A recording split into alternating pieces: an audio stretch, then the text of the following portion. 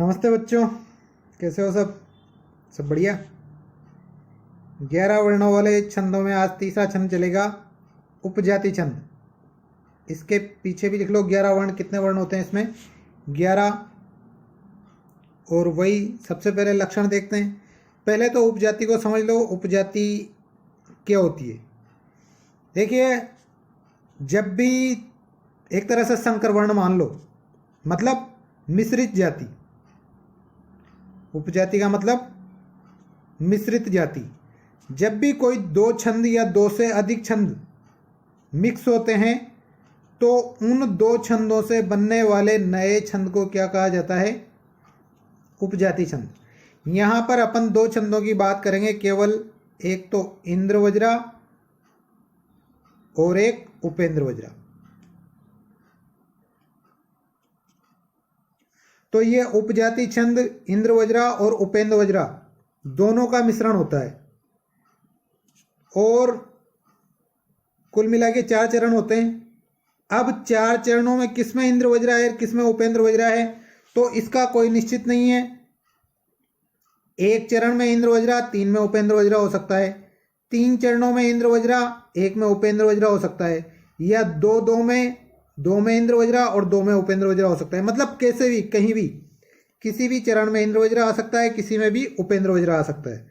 तो यहाँ पर यह नहीं देखना है अपने को कि भाई कोई निश्चित चरण है क्या, इंद्रवज्रा का निश्चित है या उपेंद्रवज्रा का निश्चित है। कोई निश्चित नहीं है, किसी भी चरण में इंद्रवज्रा आ सकता है, किसी में भी उपेंद्रवज्रा आ सकता है। इसका जो मुख्य लक्षण है वो तो ये है, अभी जो अपन पढ़ेंगे। इस लक्षण में जो बातें बताई गई है वो केवल उपजाति का लक्षण बताया गया है कि उपजाति किसे कहते हैं। इससे पहले अपन ने 2 छंद पढ़े, इंद्रवज्रा और उपेंद्रवज्रा। उन दोनों के लक्षणों को भी यदि अपन मिक्स करके लिख देते हैं तब भी इसका लक्षण बन जाता है। तो सबसे पहले इस मेन लक्षण को देखेंगे और उसके बाद उन दोनों के लक्षण को मिक्स करके लिखेंगे। तो लिखिए इसका लक्षण। अनंत रोदिरित लक्ष्म भाजो पादो यदि यानुपजातयास्तथा इत्थम कीलान्यासु अपि मिश्रितासु स्मरन्ति जातिषु इदम एव नाम। क्या मतलब है इसका? अनंत रोदिरित यानी जो अपन पहले पढ़ चुके हैं। पहले कौन कौन से छंद पढ़े अपन ने? इंद्रवज्रा और उपेंद्रवज्रा। तो अनंत रोदिरित मतलब पहले पढ़े जा चुके या पहले कहे गए इंद्रवज्रा और उपेंद्रवज्रा के लक्ष्म भाजो, लक्षणों से युक्त, मतलब जिसमें दोनों छंदों के लक्षण हो, उन लक्षणों से युक्त पादो, चरण, यदि या जिसके, ये यहां पर नुप जातियां नहीं है, इसको वुप जातियां कर लेना। ये वुप जातयता वे उपजातियां कहलाती है। मतलब जिसके चरण इंद्रवज्रा और उपेंद्रवज्रा दोनों छंदों के लक्षणों से युक्त हो वे उपजातियां कहलाती है या उसे उपजाति छंद कहते हैं। इत्थम इसी प्रकार, किल निश्चित रूप से, अन्यासु अपि अन्य भी या और दूसरी भी, मिश्रितासु मिश्रित, जातिषु जातियों को, मतलब अन्य कोई छंद आ जाए या जिनमें 2 छंदों का मिक्स हो, इसी प्रकार अन्य मिश्रित जातियों को भी इदम एव नाम स्मरन्ति, इदम एव इस ही नाम यानी नाम से, स्मरन्ति यानी जानते हैं। केवल इंद्रवज्रा और उपेंद्रवज्रा की बात नहीं है, अन्य कोई भी छंद अगर मिक्स हो जाए तो उनको भी उपजाति ही कहते हैं। तो इसका अर्थ तो यह हुआ कि अनंत रोदिरित लक्ष्म भाजो, पहले पढ़े गए जो दोनों छंद हैं उनके लक्षणों से युक्त चरण यदि या जिसके होते हैं ता वे उपजातीय मतलब उपजातियां कहलाती है।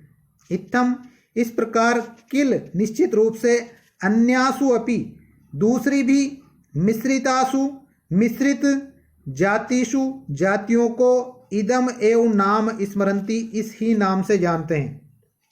इसी प्रकार अन्य दूसरी जातियों को भी इसी नाम से। अब इस पर चिन्ह लगाकर और गण बनाकर देखते हैं। सबसे पहले तो ये देखते हैं कि इंद्र वज्रा में क्या आता है। तगण तगण जगण गुरु गुरु। उपेंद्र वज्रा में क्या आता है। जगण तगण जगण गुरु गुरु। अपने पास मूल रूप से दो ही गण आए हैं, एक तो तगण और एक जगण। तो तगण का चिन्ह क्या है, गुरु गुरु लघु, और जगण का चिन्ह क्या है, लघु गुरु लघु। ये चिन्ह अपन ने समझ लिए। इन चिन्हों का क्रम इस हिसाब से होना चाहिए, तब दोनों का मिक्स होगा, तब जाके उपजाति छंद होगा। इस पर चिन्ह लगा के देखते हैं। पहले चरण पे आ पे क्या आएगा, लघु। न पे क्या आएगा, गुरु। फिर आधे न पे नहीं आएगा, त पे क्या आएगा, लघु। रो पे गुरु। दी पे बड़े ई की मात्रा है, गुरु। री पे छोटे ई की मात्रा है, लघु। त पे लघु। ल पे पीछे संयुक्त वर्ण आ रहा है, इस वजह से गुरु। इस श पे लगेगा ही नहीं। म पे लघु, भा पे गुरु और जो पे गुरु। पा पे गुरु, दो पे गुरु, ये पे लघु, दी पे बड़े ई की मात्रा होने की वजह से गुरु। या पे गुरु, या पे गुरु। और यहां पर वो है, फिर बता रहा हूं मैं, ये वो इस तरह का। तो इस वो में छोटे ऊ की मात्रा है, तो लघु। प पे लघु, जा पे गुरु, त पे लघु, ये पे गुरु क्योंकि पीछे आधा स आ रहा है, और ता पे गुरु। तीसरे में लगा के देखते हैं। ई पे गुरु, थम पे गुरु की छोटे ई की मात्रा है, लघु। ला पे गुरु, आधे न पे लगेगा ही नहीं, या पे लगेगा गुरु। व पे लघु, पी में छोटे ई की मात्रा है, लघु। मी में पीछे श्री मिश्र वर्ण आ रहा है, मतलब संयुक्त व्यंजन, तो इस पर क्या आएगा, गुरु। श्री में स्वयं ये लघु होता है, और उसमें देख लो मात्रा भी लघु की लग रही है, तो लघु। ता में गुरु और सु पीछे आधा स आ रहा है, इस वजह से इस स पे भी क्या लगेगा, गुरु।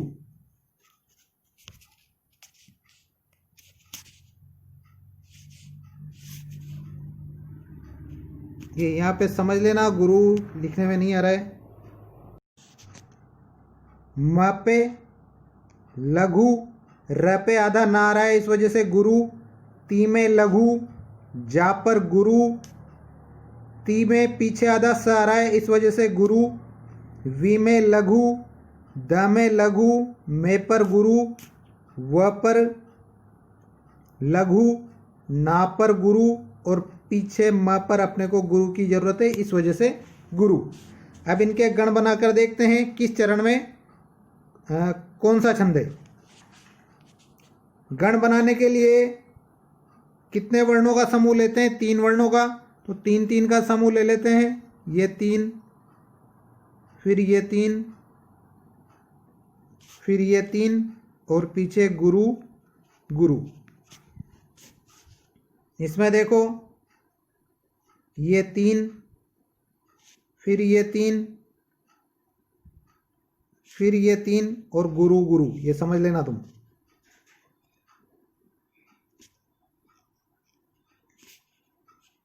तीन तीन वर्णों के समूह बना के गण बना लेंगे। पीछे जो 2 गुरु बच रहे हैं उनके ऊपर गुरु गुरु लिख देना। अब देखते हैं कि किस चरण में कौन सा छंद है। ISI लघु गुरु लघु मतलब जगण, तो ये जगण।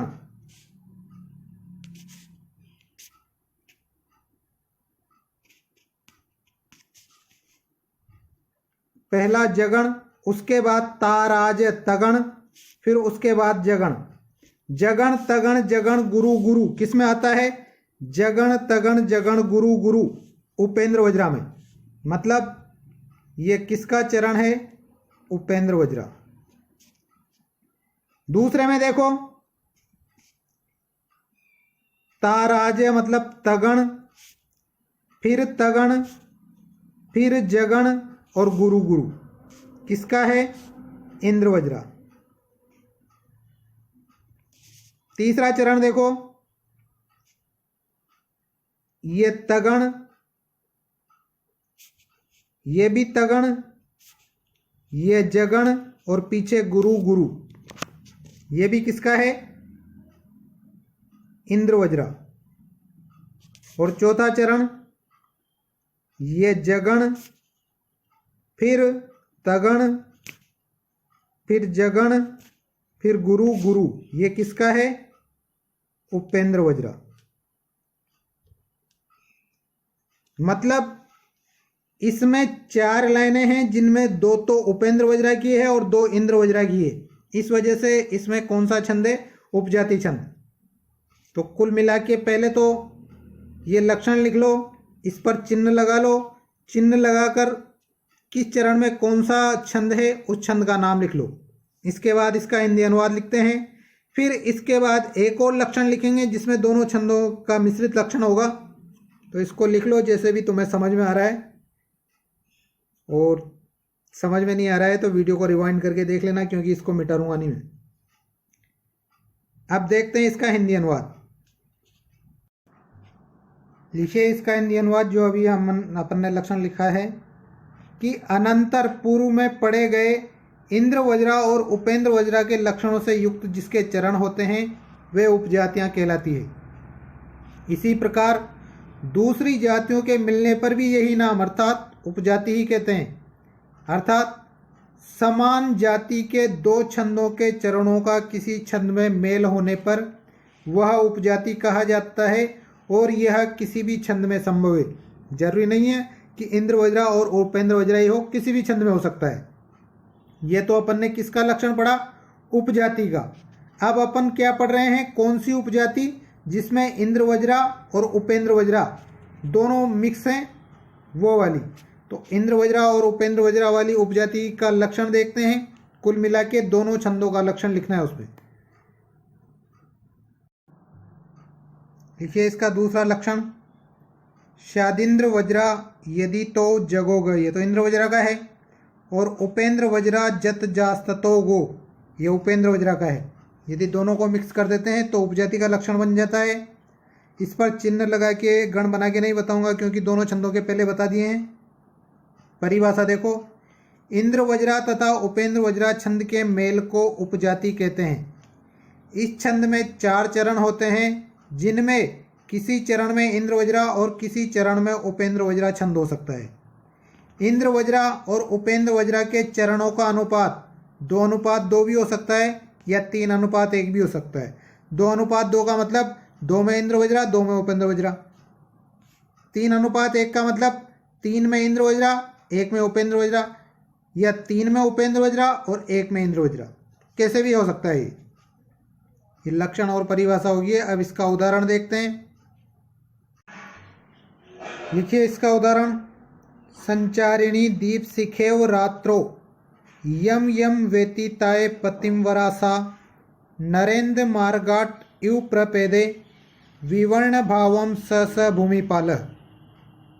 इसको आप उपजाति छंद के लिए भी याद कर सकते हो और उपमा अलंकार के लिए भी याद कर सकते हो। ये उपमा अलंकार का भी उदाहरण है और उपजाति छंद का भी उदाहरण है, तो 2 जगह काम आ जाएगा। इसको अच्छी तरीके से याद कर लेना। इसमें देखते हैं किस चरण में तो इंद्रवज्रा छंद है और किस चरण में उपेंद्रवज्रा छंद है। पता करने के लिए वही सबसे पहले चिन्ह लगाकर और गण बनाने पड़ेंगे। तो लगाते हैं इन पे चिन्ह। स के ऊपर क्या आएगा? गुरु। चा के ऊपर गुरु, री के ऊपर लघु, णी के ऊपर गुरु, दी के ऊपर गुरु, प के ऊपर लघु, शी छोटे ई की मात्रा है लघु, खे पर गुरु, व पर लघु, रा पर गुरु और तो पर गुरु। यम पर गुरु, फिर यम पर गुरु, व पे लगेगा नहीं, ये पर लघु, ती पर गुरु, ता पर गुरु, ये पर गुरु, प पर गुरु, तिम पर प पर लघु, तिम पर गुरु क्योंकि अनुस्वार है, व पर लघु, रा पर गुरु और सा पर गुरु। न पर लघु, रे पर गुरु, द्र, इसमें से केवल र पर लगाना है तो लघु लगेगा। मा पर गुरु, गा पर गुरु, ट पर लघु, क्योंकि इसमें एक ही ट है, आधा ट पे लगाना ही नहीं है। ई पर लघु, व पर लघु, व पर गुरु, कारण क्या है कि पीछे प्र आ रहा है, मतलब संयुक्त वर्ण आ रहा है, तो गुरु। फिर र पर लघु, पे पर गुरु और दे पर गुरु। वी पर लघु, व पर लघु, व पर गुरु, क्योंकि पीछे ण इसके ऊपर र चढ़ा हुआ है। फिर लघु, भा पर गुरु, वम पर गुरु, अनुस्वार युक्त है। स पर लघु, स पर लघु, भू पर गुरु, मी पर लघु, पा पर गुरु और ल पर गुरु, क्योंकि विसर्ग आ रहा है। गण बना के देखते हैं। 3 वर्णों का एक गण बनेगा। ये 3 वर्ण, फिर ये 3 वर्ण, फिर ये 3 वर्ण, ये 3, ये 3, ये 3, ये 3, 3 वर्णों के गण बना लेने हैं और फिर गणों के नाम देखते हैं। बाद में सब में पीछे 2 गुरु आ रहे हैं, चारों में ही, तो गुरु की टेंशन ही नहीं है। अब इन गणों के नाम देखते हैं कि कौन कौन से गण बने हैं। वही है ताराज मतलब तगण, फिर ताराज तगण, फिर जभाना मतलब जगण। कौन सा हो गया इसमें? तो जगोग किसमें होता है? इंद्रवज्रा में। इसमें कौन सा छंद है? इंद्रवज्रा। इसमें देखो ताराज मतलब तगण, ताराज मतलब तगण, जबान मतलब जगण, इसमें भी इंद्रवज्रा। पीछे आपको ये नाम लिखना है कि इस चरण में कौन सा छंद है। इसमें देखो जबान मतलब जगण, फिर ताराज मतलब तगण, फिर जबान मतलब जगण। जत जास्त तो गो किसमें होता है? उपेंद्र वज्रा। तो इसमें कौन सा है? उपेंद्र वज्रा। इसमें देखो जबान मतलब जगण, तगण, जगण और पीछे 2 गुरु आ रहे हैं, तो इसमें कौन सा है? उपेंद्र वज्रा। मतलब किसी में इंद्र वज्रा आ रहा है, किसी में उपेंद्र वज्रा आ रहा है, तो इसमें कौन सा छंद है? उपजाति। ठीक है, इस उदाहरण को उतार लेना और जहां तक हो सके इसी को याद करने की कोशिश करना, क्योंकि ये आपके 2 जगह काम आएगा। एक तो उपमा अलंकार में और एक उपजाति छंद के उदाहरण में। उपमा कालिदास से कालिदास की उपमा है, ये रघुवंशम में दी गई है, तो इसको देख लेना। इसका सामान्य सा अर्थ बता देता हूँ मैं कि जब इंदुमती का स्वयंवर हो रहा था तो वो माला लेकर चल रही थी, बहुत सारे राजा खड़े हुए थे, तो जिस राजा के पास से वो निकल जाती थी और उसके गले में माला नहीं डालती थी, उस राजा का चेहरा वैसे ही काला पड़ जाता था या वैसे ही मुरझा जाता था, जिस प्रकार रात्रि में कोई व्यक्ति मशाल लेकर चल रहा हो और मशाल जैसे जैसे आगे जाती है, पीछे वाले जितने भी मकान हैं वो सब अंधेरे में चलते जाते हैं। इस प्रकार उन राजाओं की हालत हो रही थी। तो ये उपमा अलंकार का भी उदाहरण है। अब आपके लिए प्रैक्टिस के लिए एक लिखिए घर पे करने के लिए। अस्ति उत्तरश्याम दिशि देवतात्मा हिमालयो नाम नगादि राज्य पूर्वा परो तोय निधि वगाइये स्थित पृथिव्या इव मानदंड। वही 3 लाइनें छोड़नी है आपको और तीसरी लाइन में लक्षण लिखना है, इसमें चिन्ह लगाना है और इसमें गण का नाम लिखना है। मात्राओं का पूरा ध्यान रखना है, कहीं पर भी छोटे ऊ की जगह बड़े ऊ की मात्रा मत कर देना। विसर्ग लग रहा है तो विसर्ग लगाना है, नहीं लग रहा है तो नहीं लगाना है। अनुस्वार लग रहा है तो लगाना है और नहीं लग रहा है तो नहीं लगाना है। ठीक है, धन्यवाद।